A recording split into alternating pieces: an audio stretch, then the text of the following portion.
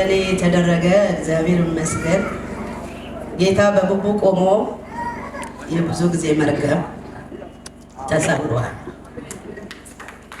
አታውቁም መርገም ነው የተሰበረው። ክብር ለጌታ ይሁን።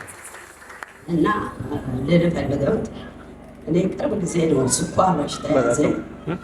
በሽታ አለ ያው በቤተሰብ አለ እና ያ ስኳር እንኳን ዶክተር ሲነግረኝ በኢየሱስ ስም እኔ ከዚህ ጋር አልሞትም፣ ስኳር እግዚአብሔር ይነቅለዋል፣ አንድ ቀን አለው ነበር ብለው ሰው መድረክ ላይ ሲያመሰግን ለእኔም ጊዜ ያለኝ ነበር ብዙ ጊዜ ማለት ነው።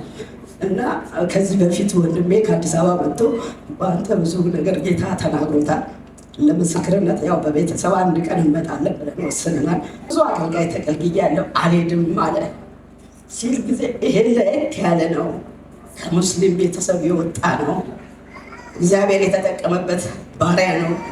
ዛሬ አንተ ቀን ነው ብላ ልጄ ይዛው ሄደች። ታውቃታለህ፣ ዱባይ ናት። ይዛው መጣች። ከነስሙ ጠርተህ ዛሬ አንተ ቀን ነው ለደጋግመህ ነገርከው። 9 ዓመት የተካሰስከው ቤት በእጅ ይገባል አልከው፣ እውነትም በእጁ ተፈረደ። አታውቁ ተደግታ ክብር ይሁን ኢየሱስ ያለ ጫራታ ተባለ። ጫራታውንም እሱ እንዲያሸንፍ ተደረገ። እግዚአብሔር ይመስገን። ይሄ ምስጋና የዘገየበት ምክንያት አለው። አንድ ቀን እንመጣለን። ያንን እየጠበቅኩ እኔ ለራሴ እናገር ነበር። እግዚአብሔር የብቡ መድረክን አንድ ቀን አስወርሰኝ ነበርና የዛሬ 15 ቀን ነው መሰለኝ 20 ቀን ተናግራ ያው ምስጋና ፕሮግራሙን እና አመቷሉን እንትን ያለ ላላመሰግን የዘገየሁት እና እኔ ደም መመርመሪያ የለኝም አልመረመርኩም። እግዚአብሔር ግን ከላይሽ ላይ በሽታሽን ብለህ ሃይላንዱን አጠጥተኝ እንዲጨፍጭፍ ተነስቷል አለ። አሜን እየተቀበልኩ እና በሽታው ከባድ ዛሬ ሰው ያረጋል፣ ከሰዓት ሌላ ያረጋል፣ ብዙ ነገር አለው። ነገር ግን እግዚአብሔር ይመስገን ከዛ ደቂቃና ሰዓት ያውሉ የለም። አሜን ተነስቷል። ክብር ለኢየሱስ ይሁን። ስራኳን ሰርቼ አልጨርስም። እኔ ሰው የሰራው ነገር አያስደስተኝም ነበርና ያደክመኝ ጀመር። እግዚአብሔር ይሄ አይደለም የኔ ጉልበት፣ እኔ ጉልበቴን ከአንተ ወስዳለሁ፣ ይሄ በሽታ ከኔ ይነቀላል እላለሁ። ብዙ ጊዜ ስኳር በሽታ ከኔ ይነቀላል፣ ያ የራሱ እድሉ ነው።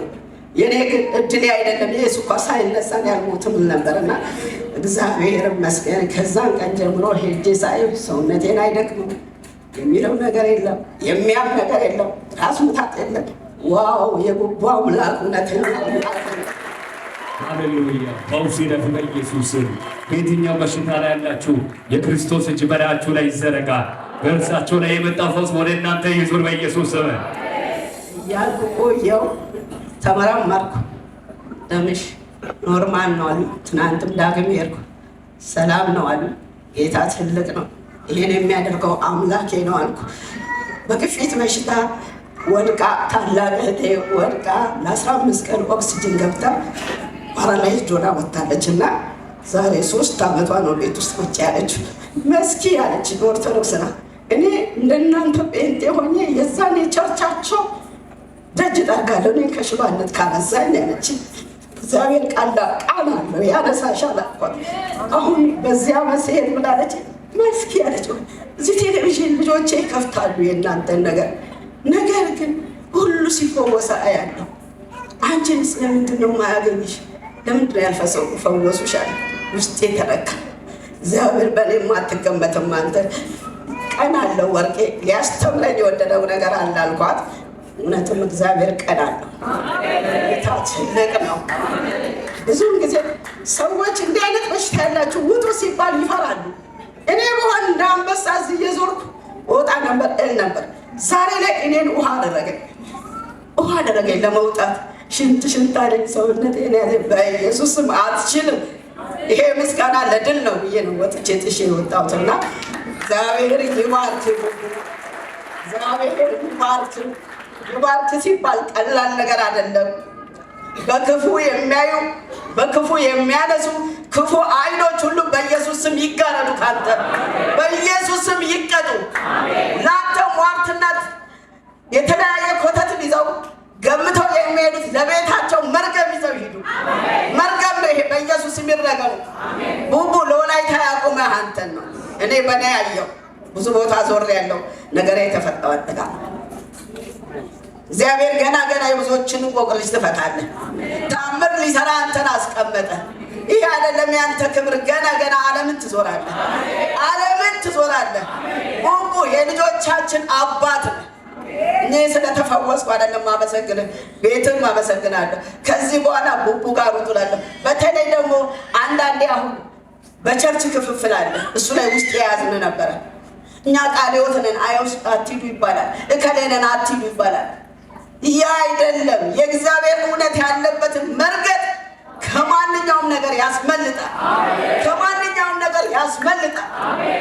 ያንን አትዩ እናንተ የእግዚአብሔርን እውነት ልዩና ውጡ ብያለሁ። እና ብዙውን ጊዜ የቤተ ክርስቲያን እንትን አያግደን። እኛ ቤተ ክርስቲያን አባልነታችንን ትተን አይደለም፣ ንቀን አይደለም። ነገር ግን እንቆቅልሻችን እንዲፈታልን የመጣ ነው። እግዚአብሔር በተለያየ መንገድ ነው ለእያንዳንዱ ጸጋን ያስቀመጠው። እኔ ሁሉ ወንጌል ነኝ። እግዚአብሔር ይመስገን።